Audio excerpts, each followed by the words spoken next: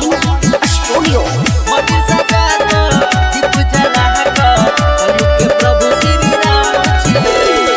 देखिए अयोध्या में अब गेल राम रे, हो जतो पूरा सब बिगड़ल काम रे।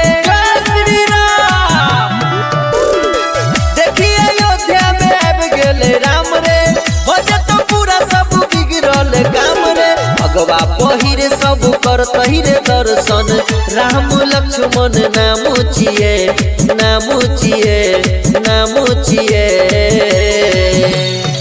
मंदिर सजा को दीप जला को, कलयुग के प्रभु श्री राम छिए रे।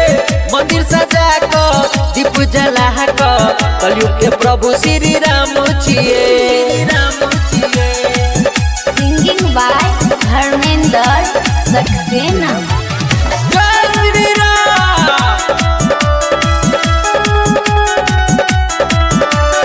Music by DJ Umesh Shukla काजा। भक्तन के भीड़ छै रे बहुते डगर में, जय श्री राम गाबै छै सब शहर में, जय श्री राम गाबै छै सब शहर में। भक्तन के भीड़ छै रे बहुते डगर में, जय श्री राम गाबै छै सब शहर में। 22 जनवरी के करतै रे पूजन, योगी मोदी के काम छिए, काम छिए, काम छिए। मंदिर सजा को दीप जला को, कलयुग के प्रभु श्री राम छिए रे। मंदिर सजा को दीप जला को, कलयुग के प्रभु श्री राम छिए, राम छिए।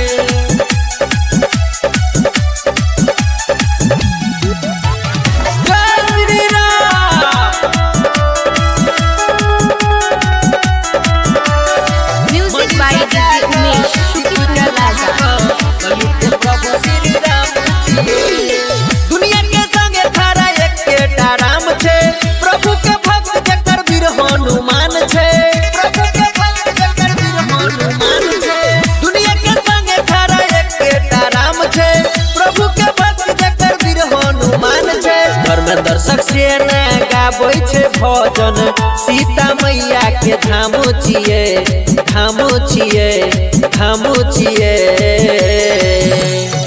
मंदिर सजा को दीप जला को, कलयुग के प्रभु श्री राम छिए रे। मंदिर सजा को दीप जला को, कलयुग के प्रभु श्री राम छिए, राम छिए। धर्मा रिकॉर्डिंग स्टूडियो भरगामा।